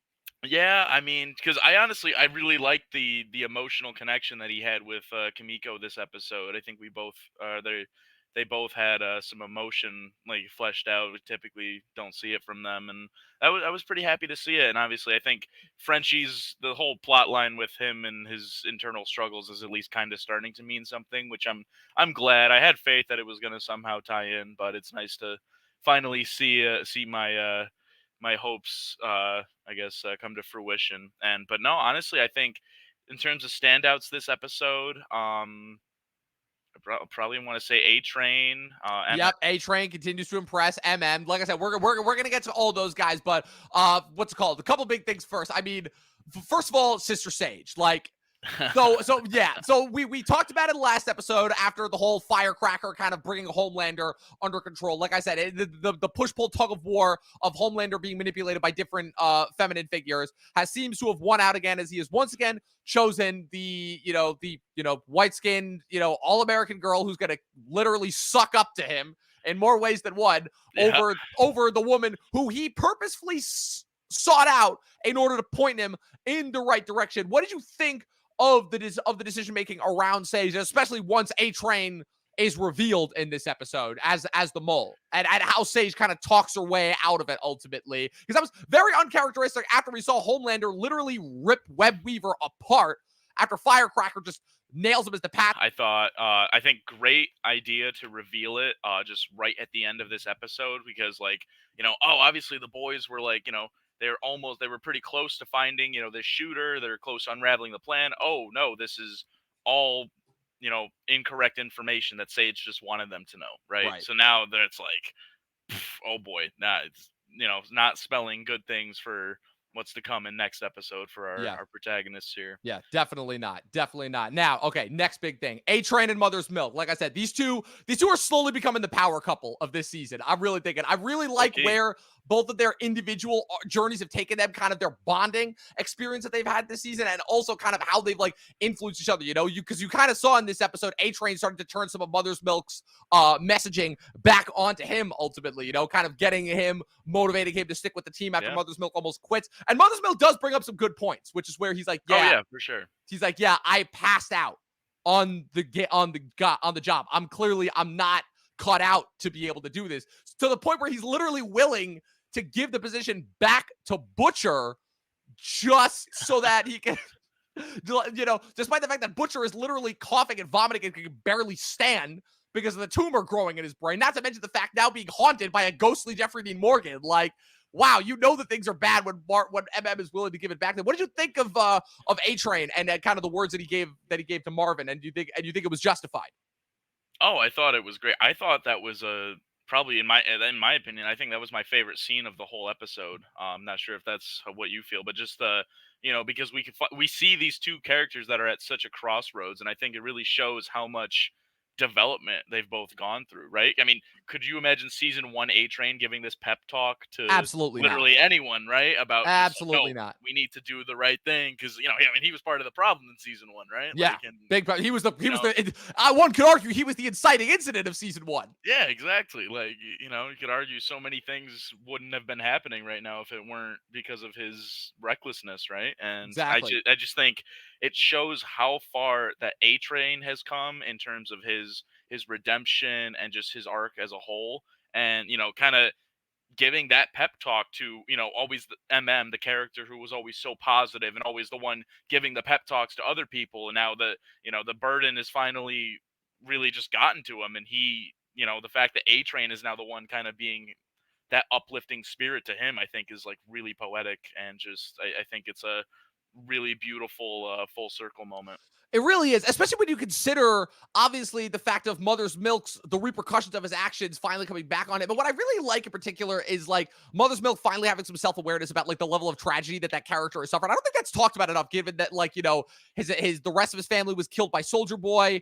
Or his grandparents were killed by Soldier Boy. His dad, like, literally killed himself trying to file lawsuits against Soups, so, or literally died doing that. So, like, MM's lost a lot when it's come to, this kind of nonstop war against the Soups that's consumed pretty much his entire life. And the fact that he's, like, finally considering taking a step back when he realizes, yeah, this is starting to affect me too, besides the fact that it's affected his relationship with his daughter, with his wife and his daughter. But as A-Train tells him, it's like, yeah, it's too little too late. It's back. Our back's against the wall. It's go time now or never, because like, the Soups are literally at DEFCON 1 as far as, like, their imprisoning of humans. And if we don't do something now, it's, there's going to be no place to hide ultimately. So I thought that was really good. I thought that was really well done, really well said. Once again, Jesse T. Usher is really proven to be the power player this season in a way that he really hasn't, the first couple of seasons. I can definitely see him pulling a "Get Down, Mr. President" kind of Yes, move, exactly. in the next episode. Exactly, Really cool. exactly. And as far as, like, his relations with Ashley and how Ashley is literally like, yeah, even Ashley's starting to finally feel the pressure. Where she's like, I literally fired my assistant so I could get him away from this crazy shit. I think Ashley and A Train have a pretty underrated dynamic. It's like we haven't seen them in many scenes together, Right. like pretty much one per episode the last few episodes. But right. I mean, they've had, like, a honestly, push-pull back and forth relationship throughout the whole series, with Ashley constantly trying to put, like, the Vought race agenda on A Train, and A Train being, like, trying to not have any of it. But now it's like, yeah, right, it's and kind now of backs are against the wall. We kind of have no choice. yeah, whether they like it or not, they're kind of in it together at this Yep, point. they're in it together. Literally, unfortunately, not anymore when A-Train's forced to go on the run after he reveals his identity, when him and MM come back in order to save Butcher and Starlight from the Deep and the new Black Noir. And that action sequence at the end, I want to talk about that for a bit. I mean, first of all, great action sequence. The Boys is awesome at shooting, like, low-key, very intimate action. But just the Deep in this episode alone, and kind of the events that lead into this. Also, the twist reveals of Black Noir, of the new Black Noir, still incorporating some new elements where he's able to fly. Also, when he talks, and they reveal, like, wait, you can talk now? Just, like, some great moments there. I just thought that were absolutely hilarious. Oh my gosh, I think it's funny because when Noir was walking out, right? I can kind of feel the fear of, like, Starlight and who else? And Starlight and Butcher. And just because if this was the old Noir, I think they deep hands in him down, win they would that have been fight. dead in 5 seconds. Oh yeah, for sure. But it's really cool, and yeah, the reveal of this Noir. Like, obviously, I knew from episode 1 this season that he probably was a Soup, just because, like, when he took the guy's, like, head off. Oh, he had to be. There's no way they would have put him in the costume if he wasn't. Yeah, but I want to shout out to the Boys marketing team on this one, because I saw they put up like a TikTok or some video or something on their YouTube channel where it was his audition tape, where it was like to replace. It was only like 90 seconds, but it was like to be the new role. He was like, oh, this is weird. I signed like 5 NDAs or something or whatever, and he was kind of talking about how, like, the guy behind the camera was just like, no, you're not going to talk at all. You're just going to, you're going to do our Is thing. he in the costume or no? No, he's not in the costume. Oh, It's like that's just even better. yeah, and so he's like That's talking about hilarious. his acting background and everything. He's like, Yep. I don't know if this is really right for me. And then they just hand him a piece of paper. He's like, before you go, this is how much the role would pay. And he's like, oh shit. And He's so like, I holy just shit. and I think it's funny because like the boys marketing team, like with their YouTube channel and like TikTok and other things, they've Oh, been they're doing great. such a great job The of Soldier like Boy bits from last year alone are exactly. spectacular. They've just been making they make it it's like just an extra like layer of like immersion like just when you're not watching the show that it's just like oh there's these real life social media posts going on and there's these videos being made right the Cameron Coleman guy he like there was something on the official the boys or the Vought Twitter account where it was like right before he was killed like look some shady shit's going on if you find out I'm dead it was murder it's not anything else like and obviously when they're announcing his death from a bad vaccine, I think was Yep. fucking hilarious. But Yeah. A couple more moments that I want to talk about before we get out of here. Like I said, there's still a decent amount more to go. Ryan and his outburst at Vought finally seeming to break free of Homelander's control because once again, it's that mistake. Homelander taking him for granted, and then just. And then he's finally, like I said, Ryan's been going back and forth between Butcher and Homelander over the last couple seasons. He went with Butcher at the end of season 2. Homelander first at the beginning of season 2, then Butcher at the end of season 2 into season 3, then back to Homelander at the end of season 3, and now this season he's finally realizing he's like, look, Butcher and Homelander both suck, but at the end of the day, one of them does genuinely want the best for me, even if he hates soups, and the other one just wants to, use me as another marketing tool, and another means of controlling people. So I thought that was cool. What's it called? The Huey Newman scene. The Huey and Newman scene. What did you think of that? That was an interesting scene. The fact of after everything they've been through, the revelation, obviously, of her being a soup, everything that she did last episode, Huey still thinks that there's a chance with Newman. And that actually does bring up like an interesting theory that I was thinking of for next episode. But I wanted your thoughts first on that scene. Yeah, I think it, obviously Newman isn't a terrible person. She just does terrible things out of fear for herself and her daughter, which I can understand that. Right. Especially her being in the public eye, right? Right. People are always and also as we now know, Samir as well. Right. And now people are dangling all these, things. Even Huey, like he still brings up his own leverage, right? In this, like the tape that they have of her, just like wanting to basically start a coup, and I think that I can understand the pressure she's going through, but she really kind of is locked into her trajectory with not a lot of wiggle room, and no matter what decision she makes, she's going to be pissing off the wrong people, no matter what. Like Newman's between a rock and a hard place, and really has been since she's been introduced to the show. First, obviously keeping her soup identity a secret, and then obviously once her origin was revealed, and then how Homelander used that in order to remove Stan, and how she's kind of been like his puppet, for lack of a better word, even though they kind of are equals, because like Homelander probably would be the only soup whose head she wouldn't be able to pop, but. I guess the interesting thing being that like when Huey brings up the leverage and Newman reminds him like what she'll do if he leaks it, and he's like, yeah, but at the end of the day, that doesn't matter. Just like forget all this other bullshit and let's actually talk as people, like do you really want this? Like I get that it's all about protecting Zoe, but like what kind of a world are you protecting Zoe for? A world that she has to grow up where soup Nazis are imprisoning people? Even though you injected her with Compound V and gave her these powers, she is still like. Do you still want her to be doing that? Exactly. Like, do you want to raise her to be a monster? Because that's what she's gonna become if this plan goes forward. She's gonna just become another soup deviant. Ultimately. Yeah. For how short of a scene it was, I feel like they did a great job of kind of showing us where her heart is. It's just, and that's what I think is so compelling about her character is like she clearly wants one thing, but she's kind of being forced to do the other for survival's sake. But the problem is that it's her own survival at the behest of the entire world. And ultimately it's like, what's the point of your own survival when the world that you're stuck in is even worse off than what you tried to protect? So I think that's a pretty big theme of this episode, right? When Starlight's kind of going more into her, about her abortion and everything, like again, I just wish we had a little more build up to it because I feel like these scenes would have been so much more compelling. But it's just like, you almost can't falter because just like, if I bring a baby into this world, I mean, is that baby going to like die in some soup, anti-soup to, internment camp or something? Also dying in with Andy's abortion plot. Like they've been very specific. And like I said, so I'll save the theory as far as what I think is going to happen in the finale next week for once we cover the end. But first things first, like one more comedy bit before we get to the two serious bits that ended. the deep in this fucking octopus. Like, they have been like hanging this shit over our heads since they introduced it in the first episode, and now it's like, oh man, it keeps getting better and better. Literally to the point where when the octopus finds out that the deep was cheating on her with Sage, and then when the deep kills it by smashing its cage and letting it drown, and you hear Tilda Swinton literally, like, only her voice too, suffocating as she is drowning. And then the twist off being that he's like, oh hey babe, when he walks past Sage after she's been fired by Homelander, and just the reveal that she's also been having sex with Black Noir, and he's like, what, she lobotomized her before she does that to you too? And he's like, no. And that killed me. That killed me. It was so good. One of the funniest scenes of this season, no doubt. It just, and I love how on the nose it is too, because the octopus called. Because that's the worst part, is like, she doesn't care about you the way I do.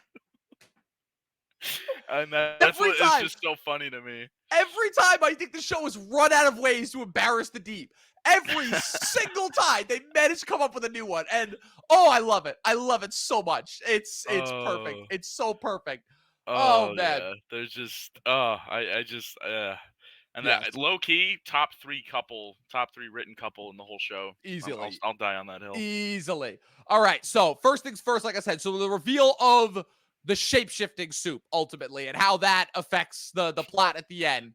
So what did you think? What did you think, especially as far as how that ties into Huey and Annie's relationship? Once we see that, like, the shapeshifter, and that's the thing about shapeshifters too, we never know what they look like. And also I thought like the usage and showing of like how someone would shapeshift realistically, I thought was actually really cool, because that's different, because most of the time, right, you just see kind of like, them physically transform into the other person. But in this sense, in terms of like collecting the blood sample, then ripping off the skin as like a chameleon suit, I thought was really interesting and different. But so as far as, the like, clearly, right, the fact of the plan to have the shapeshifter kill Singer, and they find the shapeshifter, but then it escapes and then later kidnaps Annie and replaces her, clearly meant to, be more so. So do you think that's a Sage plan, or do you think that's a Homelander plan continuing to go forward? It's too clever to be Homelander, so I'm still thinking I was gonna say, I feel like it has contingency. more of Sage's fingerprints on it than right. I feel like that was more meant to just steer them in the wrong direction, just kind of like she said.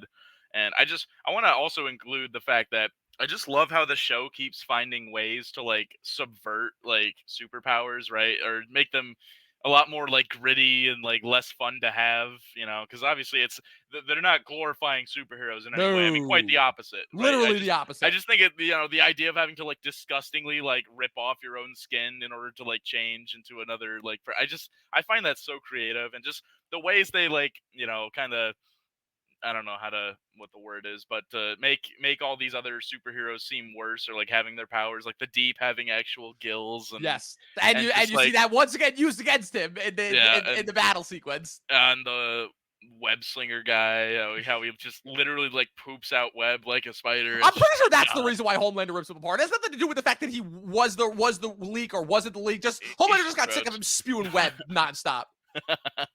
Probably, yeah. And no, I mean, I love the way the show writes a lot of superpowers. I mean, the human centipede scene speaks for itself. Yes, and also, how many soups is that now that Homelander has killed? The Daredevil guy in season 2, which was clearly them taking shots at Daredevil. Supersonic in season 3. Now this Web Weaver guy this season. Like the body count just keeps stacking up when it comes to. I mean, at this point, I've lost count. I mean, I don't. I feel like. Yeah. I mean, it's between Butcher and Homelander as far as having the most amount of soup kills. The irony being that Homelander's trying to promote more soups, but he can't stop killing them because he just keeps killing everybody that just pisses him off, which unfortunately it's very, very easy to piss him off. So there was that. So now as far as the implications for next episode, I have a feeling that Newman is either it's going to be one of two things. Either she is going to go along with the plan but secretly start to work with the boys undercover against Homelander, or she's going to expose herself as a soup, save Singer, and risk going to jail, and then Homelander at the end of the day is just going to kill both her and Singer and go into the White House. At the end of the day, unfortunately, we were talking last week about who we think is not going to make it out of this season. I think Firecracker's safe. Sage, I think, for the better part, is safe. So unfortunately, I think it's Newman. I don't think Newman is making it out of the season alive. Okay, interesting. Now, I think an element that you need to throw into that Yes. is what happens when she reunites with Samir, and Right, and that's the he other thing tells that we her have to about talk Butcher. about as well at the end of this episode, which is where clearly, right, when Frenchie is working with Samir on the virus, right, and he's like, Samir is like, this is just for Homelander, right? You're not going to use it on Vicky, and Frenchie very clearly lies, very, very clearly lies to him. And Samir, thankfully, is a smart, intelligent person and is able to see through it, especially once he knows he's like, yeah, you're literally working for a guy who was talking to himself while he kept me in captivity. Like, I'm sorry, I don't believe that you guys are stable for a second. Injects Kimiko with a sample of the virus in order to escapes, and then Frenchie narrowly is able to save Kimiko by cutting off her leg, and then they keep that as like kind of the new like petri dish sample for the virus. But so how do you think that's going to tie in as well? Yeah, I mean, I guess they at least have some kind of a virus that works. Now the question is like, how can they spread it? Like, is it like, could they like just get vials of like Kamiko's blood from her leg and like use it that way? I'm still curious as to like how the virus like can be incorporated or whether it will play some kind of role in the finale. I think it's got to kill someone It's because of got to all the kill buildup. someone, yeah. Yeah, Also, there's the fact of like they have Frenchie who is a chemist now, so they don't like solely need to depend on Samir. And also the fact that now that they have a sample, the difference before is they didn't have any samples left; they were all destroyed. That's the problem. And they needed Frenchie in order to help Samir remake it from scratch. But now that they've got not only a sample, but they also have Frenchie, their own chemist, back, now they have a much better chance of being able to use it in a way that won't turn into a pandemic. Right, for sure. And yeah, no, I agree. I think that now that they have it, like what kind of doom is that going to spell for certain characters? Are they going to use it on Victoria? Because I think you're right. I think the way the finale is going to go is Victoria Newman's either going to die or she's going to be like, top of the pecking order with Homelander. Right. In terms of like, kind of the power level that she's going to have over Which others. also makes me question and wonder if the reason why she freed Stan at the end of episode 5 was because she doesn't think she's long for this world, because she realizes she's gotten herself into a situation where she's probably not going to walk out alive, and she needs somebody to keep an eye out for Samir and Zoe and keep them protected, which might be the reason why she freed Stan as well.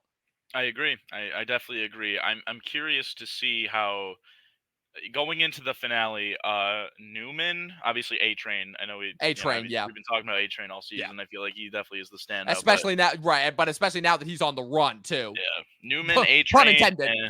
Yeah, which I find it funny because like obviously we know Kimiko can heal herself, right? I feel like Frenchie, because he was just hobbling away on a crutch. Like how far can he get? I feel like Well, no, like, you mean Samir? Yeah, that's what I meant. Samir, I feel like if Frenchie made a dash after fixing up, I probably could have gotten it, but like it's we know where his focus was too. This makes it more interesting, Yeah, it does. It does. Yeah. All right, so like I said, either way, we're gearing up for a banger finale. Honestly, like I said, I was out on episodes 3, 4, and 5, but these last 2 episodes have really, really picked up. So I'm very, very curious to see where we go in the finale next week. So that it's going to be a good one, guys. You are not going to want to miss this. We might even be able to get a special guest on as well in order to talk about it as well. But Eli, thank you once again for joining me for another recap episode of The Boys. Where can the good people follow you on the interwebs? I still only have an Instagram. Nothing's really changed. But if you want to find me, just E_Holicky, like it's spelled on the screen, 45 on Instagram. Shoot me a DM. Always happy to talk about The Boys, Game of Thrones, anything else that I talk about in here. So yeah, absolutely. And make sure that you guys tune in to watch us talk about episode 5 of House of the Dragon this season, which will be up next.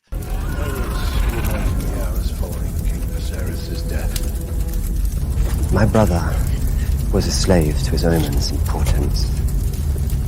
Anything to make his feckless reign appear to have purpose.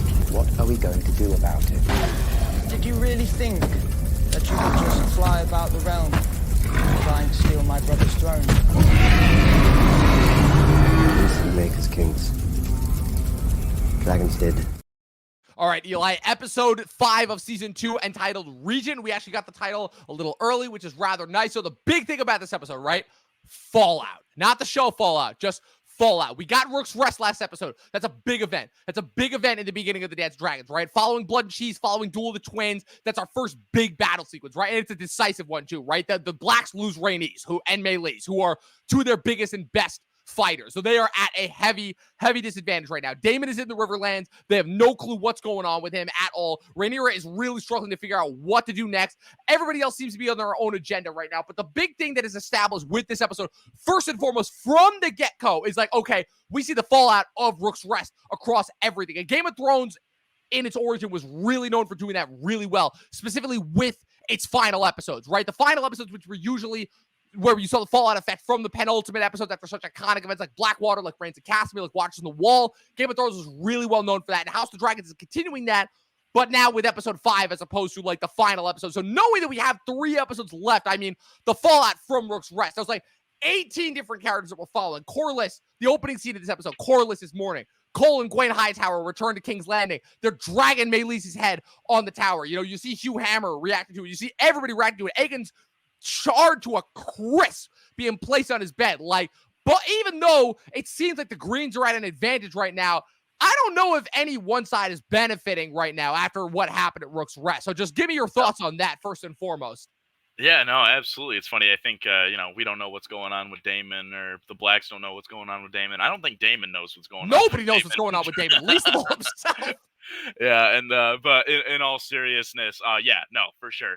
Both sides took heavy losses, whether it is in terms of numbers, in terms of, crucial personnel on their sides, or in terms of just, their grips that they have in terms of control and the various territories that they have, right? I mean, you look at how King's Landing dealt with this, right? I mean, they're parading, the severed head of Meleese through the city. Like, but that's... I felt something there. Like, I don't know what it is about me with the show. I don't have the same relationship with this show that I did with Game of Thrones, by virtue of the fact that I'm not the same age that I was watching Game of Thrones with House of the Dragon.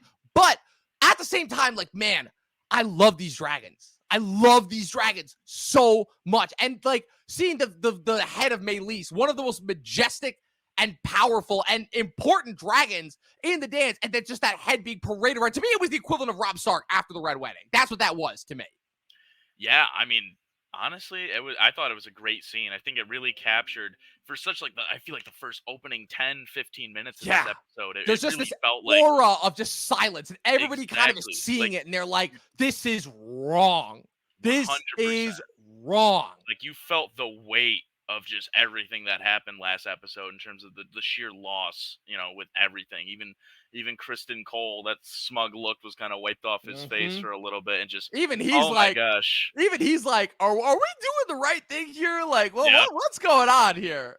yeah, oh my Yeah. gosh. And now the Greens are seemingly a little more divided than before. Yeah, so, a right, little bit more between divided, Aemon- a little bit more, or more so, rather motivated by fear, I would say, than they were before. Because before, right, when Aegon was great way to ruling, it put was it. kind of like the whole, okay, we're just kind of placating him for now. We're just like, okay, let him run amok, and then once he's out drinking and whoring around, then we'll actually get shit done.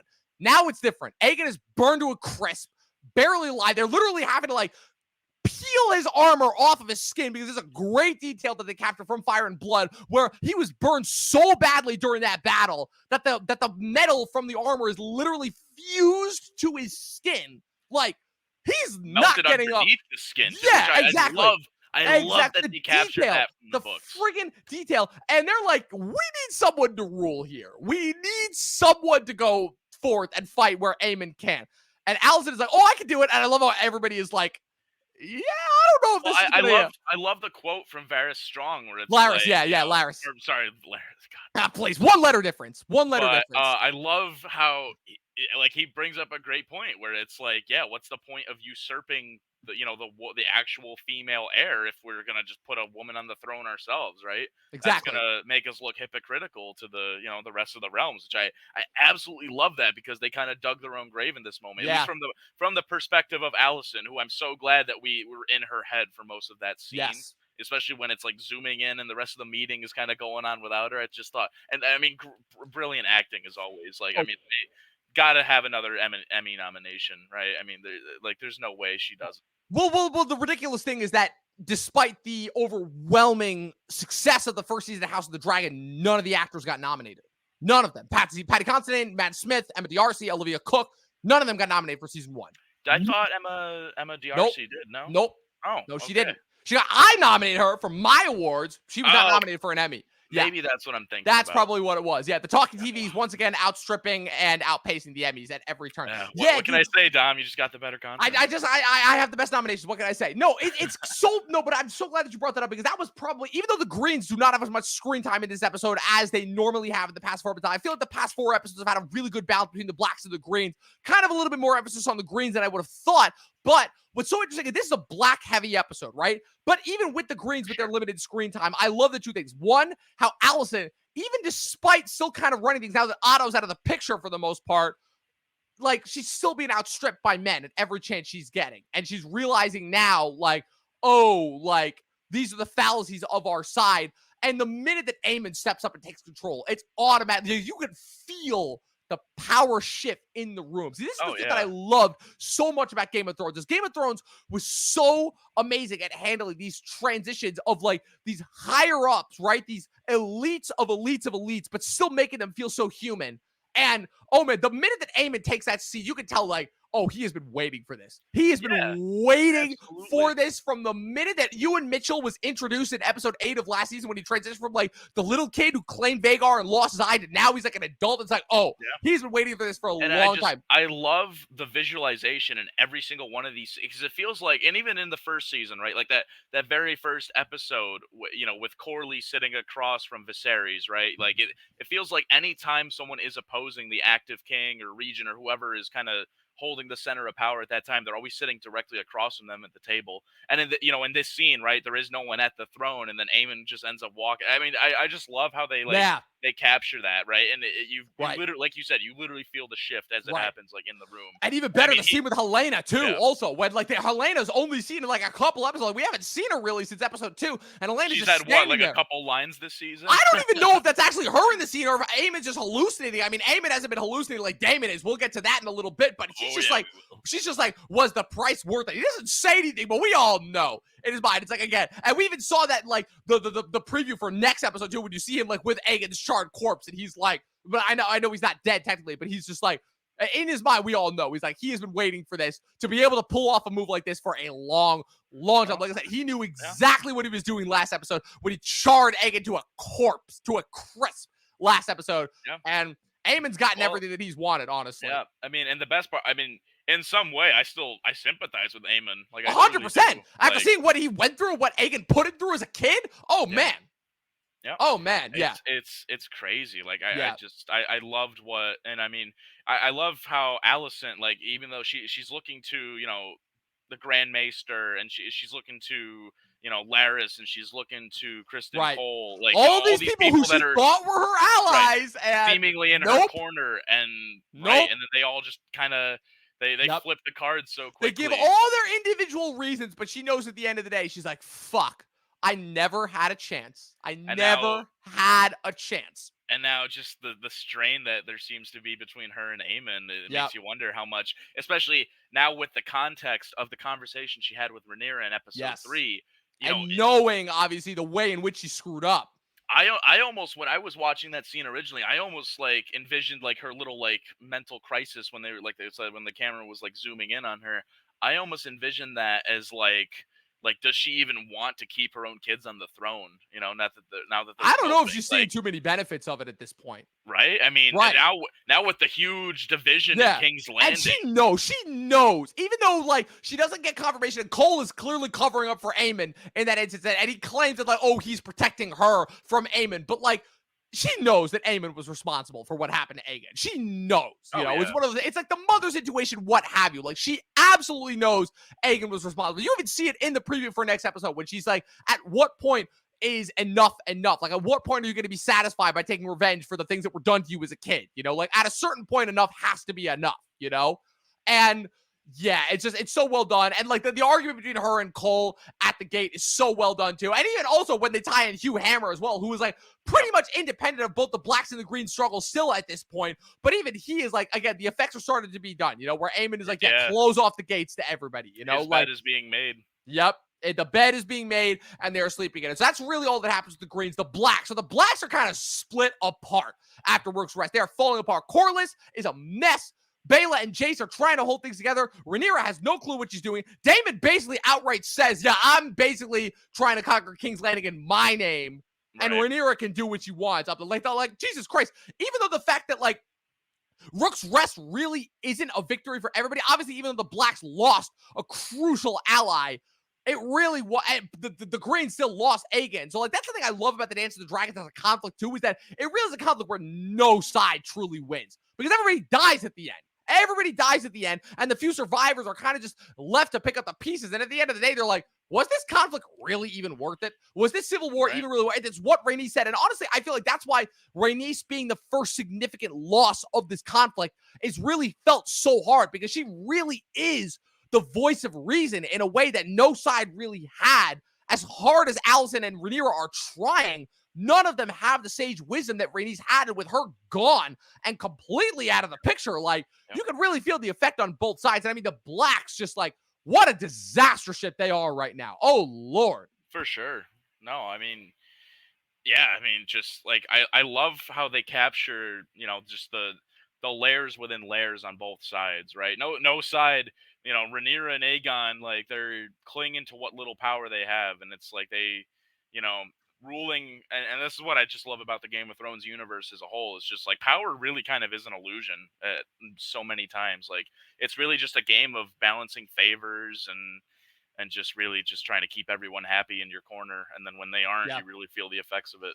Yeah, I mean, case in point, Daemon at Harrenhal, this whole episode. I mean, this is arguably the most interesting that I've seen Daemon at Harrenhal, to between trying to quell the conflicts between the Blacks and the Blackwoods and the Brackens, to his conflict with Alice Rivers. And then at the end, it's like, yeah, he tried to sow peace, obviously. You know, he kind of grows his admiration for the Brackens, the fact that they literally stood up to him on the back of his dragon and were literally like, yeah, we will not yield. And then he sends the Blackwoods to you know, execute peace, thinks that it's done. And then at the end of the day, it's like, oh no, the Blackwoods just used the fact that they have you and your dragon as a protection to, you know, so unknown countless horrific deeds against us, and we will not be allying ourselves with you. So in a way, Daemon's kind of like attempt to maintain and rule in his own way is being shown to be flawed, you know, and Alice Rivers is kind of calling him on that at every moment. But the fact that, like, he's being haunted by all these weirwood dreams and such, it's clearly not having that much of an effect on him. And I feel like Daemon, in a way, like, it's kind of interesting, you know, seeing Rhaenyra and Aegon and the parallels between their significant others who really want the power that they claim, that being Daemon and Aemond. You know, it really is interesting to see those parallels where even though Daemon is really off in his own corner of the universe right now, he really very much so is attempting to maintain and consolidate power for himself. And in a way, the only character that's really checking him is Simon Strong at this point. Right. And so I guess kind of why do you think the reason is, as far as Simon Strong still kind of maintaining that interesting neutral position as opposed to simply declaring for Daemon outright? Well, you know, trying to think about the perspective from his end of things, right? I mean, this dude just landed in your backyard with a dragon and basically said, "I'm in charge now."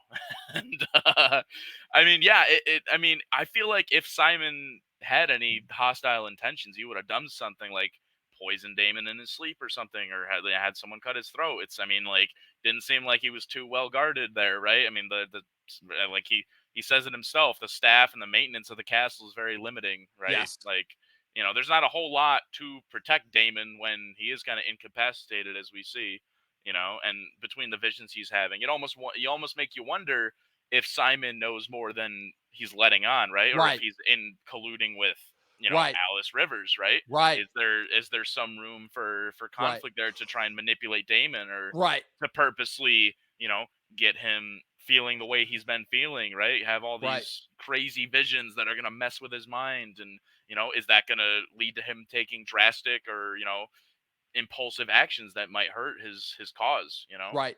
If anything, I'll say that what's interesting about Simon Strong as a character, right? So this is a character that fully was willing to defy his liege lord, right? Larys Strong technically inherited Harrenhal as the liege lord after the death of Harwin and Sir Lionel last season, but Larys has been in King's Landing this entire time, right? And Simon is significantly older and probably has a lot more experience in running the castle. So he's a lot more experienced with the day-to-day operations of it. But right? So he comes in, so in comes Damon, right? And obviously he knows better than to defy Damon, but at the same time, he's also like, okay, placate this psychopath until he leaves because he's not going to stay here very long, right? And then continue with the running of the day-to-day. But he obviously sees that, like, Damon's presence there, despite his intentions, is making things worse, for better or for worse. And so, for every side. I mean. right, for every side. Like, at the end of the day, Damon is a loose cannon, and there's nothing that he's going to do. Like, we all know that if Damon had his way, for better or for worse, regardless of how smart he is battle, if Damon had his way, everybody would just be burning and aflame right now. I mean, this whole conflict could have been avoided if he had been a proper candidate for the throne to begin with, right? Exactly. Which, again, yes, you could technically blame on Viserys, but again, at the end of the day, Viserys, there was a reason why he never named Daemon his heir in the first place, or why he chose to not name him his heir. So, kind of, I guess what's interesting is going to see, like, I guess it's interesting that we're seeing Daemon, who was a character that was pretty much paired with other characters for the entirety of last season. You know, Viserys, Rhaenyra, Corlys. There was never a moment, Lena, there was never a moment where Daemon wasn't with another character last season.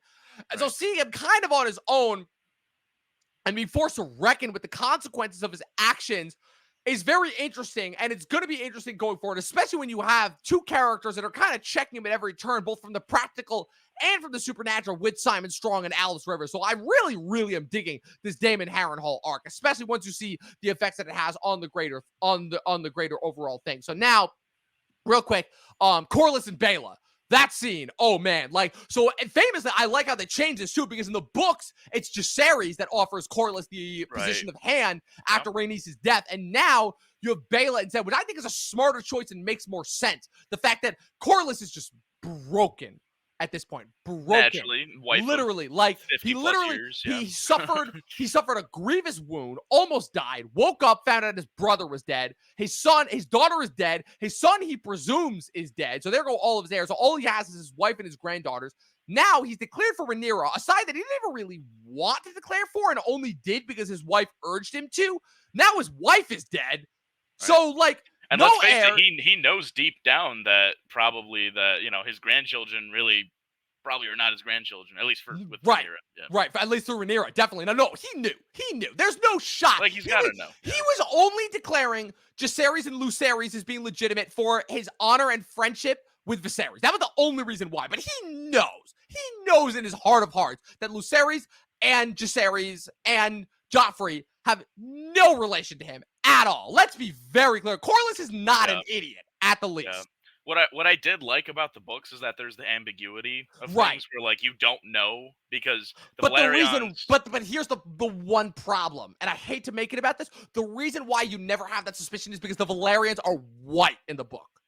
That's the only reason. Yeah, and I don't have a problem with them being, like, portrayed as they are. If anything, it makes the conflict more interesting. No, I agree, because I think actually answering the question of whether they were bastards or not, like, really, and they are, like, that really makes this so much more interesting, because Rhaenyra, like, kind of was in the wrong in this situation, and now she's still trying to go about everything as if, hey, nothing to see here, folks. Nothing to see here. These kids are totally Valerians. It's like, business as usual. I don't know about that. Yep, they're totally Valerian. Don't even worry about it. And I mean, oh my gosh, it's a mess. It's a mess. Yeah, it's a mess, to say the least. So, what did you think of the decision to have Baela be the one to offer Corlys the position of hand? Well, frankly, I think that she did need something to do this season.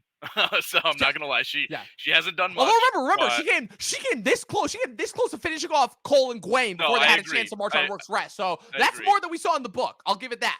No, that for sure. Like, we've already seen more of her, like, in terms of, like, her contribution to the overall story than we did in the book, and I'm all for it. Just because me too. I felt like in the book there were just too many kids to keep track of. There are a couple of instances of female characters, the supporting female characters, to be more specific, not having as much to do as they do in the show.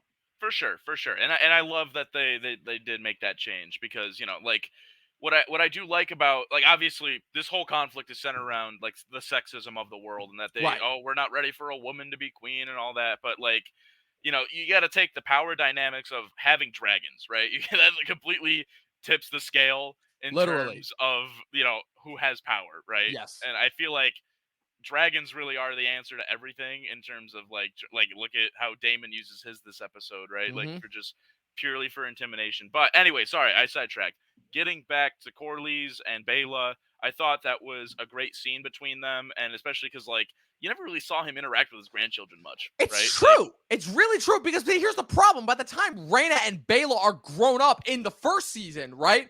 Corlys is grievously injured, like Yeah. grievously injured to the point For where sure. he can't even. We don't see him for 2 episodes straight before the finale. So I do love that, like, for the first time, it finally seems like the Valerians, like, really are a fan. Well, I guess season, like, episode, like, right 6, when 7, you and 8. saw Laenor and Lena when they were younger, right? But Right. obviously, as time goes on, you see Lena die, Laenor flees to parts unknown. Right. You know, Vaemon gets his head chopped off by Daemon. You know, Right, but, like, I mean, after watching, like, as he said himself, like, his house is broken, right? yes, Kind of seeing that little, like, moment of love and unity, I thought was Yeah. really nice for a it was man who, really like, nice. we've seen suffer so much and has, like, Yeah, really just done his best to, like, you know, be loyal to those he cares about, Right. you know? And it's brought him so much hurt and pain, you know, and, you know, obviously we know, like, the Valerian house really is just never the same after this. no, and they're it's not. just- They're it is really not. heartbreaking. Like, I absolutely feel for the man. Yeah. Yeah, I'm just thinking, I'm like, Jesus Christ, his daughter, he still thinks his son is dead. Now his wife, like, oh my God. I wonder if we will see his son again because, like, It's obviously, Well, he never remember, shows up in the books. here's the thing. Here's the thing. Remember, so there's an 8-year time jump between episode 7 and 8 when Laenor first flees, and then later on you see Rhaenyra now happily married with Daemon, and then you see Sea Smoke flying around 2 episodes ago, and Rhaenyra does say, "My late husband Laenor." Now, obviously, she could be covering for him still. She probably hasn't heard from him in years, but the rumor is that when Adam eventually claims Sea Smoke, even though obviously Laenor is confirmed in the show to be alive, not dead like he was rumored in the book, the rumor is that in the show he will be dead by this point and that they will confirm it somehow. Now, I don't know this for sure, Interesting. but again, it's like, how would Sea Smoke allow another rider if No, you Laenor bring up a is great still point. alive? You know, like I said, I don't know because the show is clearly taking liberties with the book. So those are Right, certain like right. little details that I have to pay attention to, especially given the fact that the show is so adamant about maintaining these details. So now transition from Corlys, Jace, this episode, man, Jace finally came into his own. Finally. I mean, For listen, sure. Jace has really been doing it kind of low-key, crushing it since the first episode, and really kind of low-key, like the power player of the season. He goes up north, he recruits the Starks, Krieg and Stark.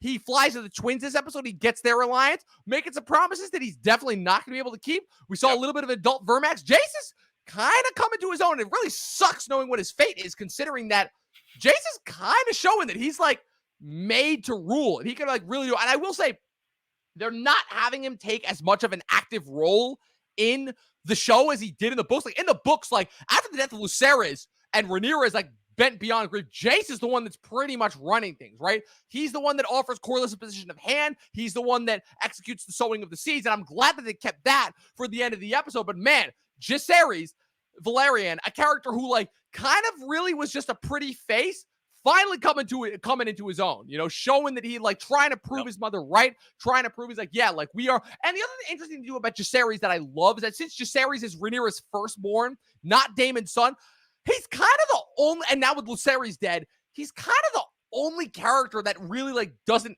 fear anything from Daemon, because all of Rhaenyra's other children are either Daemon's children or Joffrey's too young to really know anything. But Jacaerys like the only one that like doesn't necessarily recognize Daemon's authority and understands like the contemptuous relationship between him and his mother. So that's why I kind of really respect Jacaerys as a character, especially given the fact that like for this phase of the Dance of the Dragons, he really is a crucial power player, because the thing that I love both in this episode and the book is that Jace is the one that comes up with the idea of the sowing of the seeds, not Rhaenyra. And so now, like I said, I know we're jumping over a bunch of things, but just for the purpose of time's sake, like the sowing of the seeds, man, we finally got it. We finally got an indication. They're like, look, with Meleys gone and the Greens still have Vhagar, like, they're like, yeah, like Rhaenyra's like, look, Vhagar's bigger, but Cyrax is quicker. And Jace is like, but you are too important. That's kind of the back and forth they have. It's the same problem that they have with Daenerys whenever she rode dragons in battle. It's like, at the end of the day, it's like, look, you are too important. You are the figurehead. If we lose you, this entire conflict falls apart and the Greens win. And he's like, look. We see how costly these battles are, right? I mean, Meleys, you know, one of the most experienced dragons in the whole world, you know, dead immediately, right? Yeah. And then, you know, Aegon, right? We see the consequences of not really being experienced with dragon riding, although obviously. Now, not as granted, much obviously, as Cole, Sunfire was a but- much younger and more inexperienced dragon compared to Maylease, but still. And the whole being, turned on by his brother. Yeah, that something didn't to help do with either. it, But yeah, but yeah. yeah, no, I mean, these are bloody conflicts when Yeah. dragons get involved, and so he has every right to fear that something might happen to his Right. mom. Exactly. because- Especially given that Cyrax, I don't even think that Cyrax has been in a battle at all. No.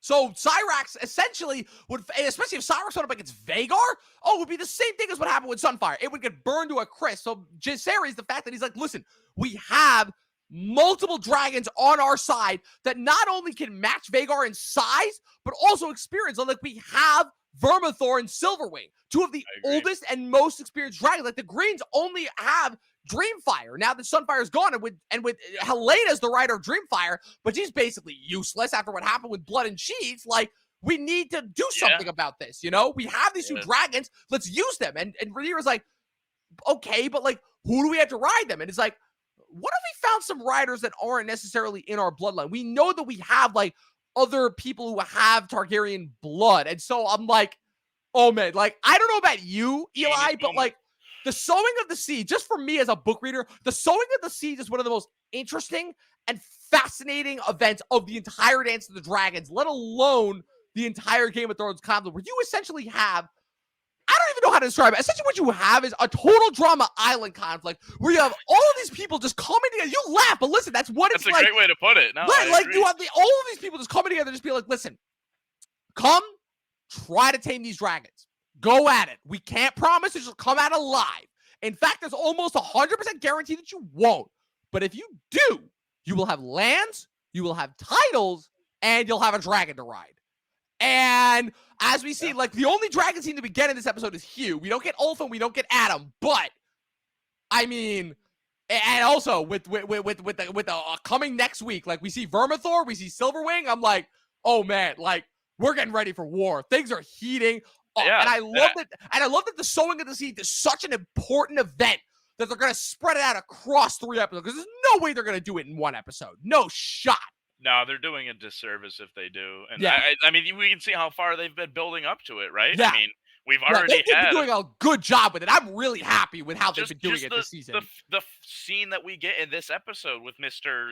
Dying from sickness or starvation. I don't even know what she's dying from, but Who knows? his daughter on the verge of death, his wife fearing for her life and the safety of their family, right? Like, I mean, just such a great scene that, because I think, Game of Thrones is very famous for doing this in terms of like a writing, world building standpoint, where I saw in some interview where George R. R. Martin was like famous for, like, he always wanted every chapter to do like a minimum of 2 things for the overall story, whether it was like, and I mean, we see like these elements combined, just like, Aemon, like how quick he is to, getting orders, and like, he's willing to just oppress the people of King's Landing to know when to get what he wants. Yep. And we see how that's affecting them, and we see how that's like, going to affect the motivations of, some of the seeds, of the people of King's Landing, and to leave the cause of and that's Aegon. what I love too about this episode as well, is the fact that, like, in the book we kind of only got the seeds. They kind of came out of nowhere if you think about it, where it's like, oh, all these people just came out to try and tame these dragons, and only these 4 succeeded, and you don't know anything about their backstory really. But in this show, you are getting the backstory. You understand Ulf, you understand Hugh, you understand Adam, you understand Alan. We haven't seen Nettles yet, but if they do introduce her, you understand and introduce all of them. And I love the deliberacies, because for the most part, again, if you have no knowledge, if you've never read the books and you have no understanding of who these characters are and why they're being introduced to the story, you're probably like, who the hell are these guys and why are they so important? Because they're so independent of the main conflict between the Blacks and the Greens. This is what's going to make the payoffs with their storyline so much worth more satisfying. Yes, exactly. It's just like, I'm just thirsting as a book reader, right? And I'm just thirsty for every moment, like seeing Hugh fight his way out, and the fact that it's like, oh, the king is going to pay me for all of the work that I did on those machines, and the fact that he never does, as far as like giving the motivation for Hugh to go to Dragon's and the fact that Hugh, of all people, is the one to tame Vermithor, who we see is the 2nd largest living dragon after Vagar. Like, oh man, and like, I don't know if you stuck around for the coming of the next season, but the fact that we got Silverwing, and the fact they modified not only Dreamfire from last season, but Silverwing almost directly after Drogon, I'm like, I'm losing my shit right now. Like, I can't wait. Insane. I cannot wait. Yeah. So we've got plenty of excitement coming. We got a lot to look forward to. So with that being said, I think it's a perfect place to leave off, right? I think we've recapped this episode exactly because, like I said, it's a setup episode. It's a transition episode. It's a perfect halfway point. Episode 5 region. What do you rate, Eli? What do you rate this episode out of 5 before we get out of here? Oh, I'm gonna give it a 4.5. Like I said, I'm gonna reserve 5 stars for very few number of episodes, but this is just under that tier. And I thought this accomplished everything it needed to for the madness that is to come with the sowing of the seeds. And the I agree. Yeah, I agree. Could not agree more. Again, Sowing of the Seeds was set up so perfectly. Cannot wait for it. Oh, man. I'm so looking for it. Adam riding Sea Smoke, Hugh riding Vermithor, Ulf riding Silverwing. If we get Nettles riding Sheepstealer, that'd be cool. I don't know. We saw images, so I'm assuming we do get her. They might introduce her without showing her name, but whatever the case is, right? Rook's Rest, that was just a setup. Sowing of the Seeds, oh my God. I cannot wait. I give this episode 4.5 out of 5. This is just as good of a setup episode as I could have hoped for. Yep. Man, I'm excited. I'm excited for what happens next. So, Eli, with that being said, thanks for joining me once again. Eli, we got one more episode of The Boys. We got 3 more episodes of House of the Dragon, but we got one more episode of The Boys. You, unfortunately, will not be able to make it for this coming week. But, Eli, you've been crushing it with all of these recaps, man. You truly are a trooper. Where can the good people follow you on the interwebs? Well, at the moment, still no YouTube channel. Give us some time, we'll get there. But yeah, if you want to find me, you can find me at Instagram, eholicky45. That's E_Holicky45, like you see it spelled on the screen. And yeah, there you go. Yeah, there we go. I just realized this entire episode, I'm like, oh, whoops, we had it in the wrong spot. Yep, and but yeah, that's so shoot me a DM. Happy to talk all things storytelling. I'm a huge fan of the fantasy genre. I don't think you'll find a person. Anyone that will co-host an episode with Dom that is a bigger fantasy fan than me. I love to talk about the genre as a whole. I feel like I've learned more about people through the fantasy genre than like nonfiction works, and I love it to no end. And yeah, if you want any kind of storytelling, I'm happy to talk about it. Movies, TV, books, whatever it may be. So yes, shoot me a DM, and that's where I'm at. Absolutely. Go follow this guy with everything he's got going on. Of course, follow me with everything going on at Movie Nerd Reviews, at Official Talking TV Podcast. Subscribe on YouTube, Twitch, all of the above. Follow us on X. And as always, people, 12 seasons of short film. Watch more fucking movies. We'll be back next week. Finale of The Boys, Season 4 recap. We've been building up to it at this point. We're going to see what happens. And like I said, 3 more weeks of House of the Dragon, Sowing of the Seeds. Summer blockbuster season is not over yet, but it is coming to a close. And as always, people, 12 seasons of short film, and watch more fucking movies and TV shows. We'll see you guys next week for episode 6 of House of the Dragon.